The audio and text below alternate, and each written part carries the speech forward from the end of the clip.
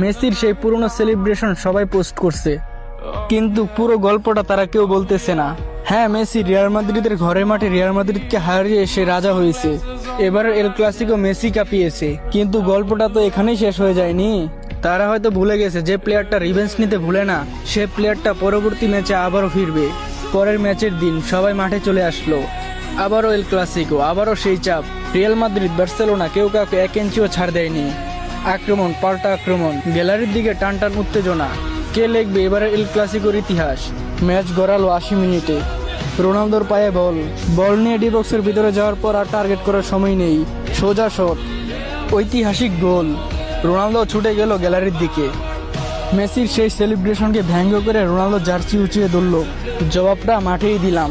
Ronaldo কাউকে রাজা মানে না, কারণ ক্রিস্টিয়ানো নিজে একটা রাজত্ব। সে কারো ছায়াই না, সে নিজের আলোয় জ্বলে।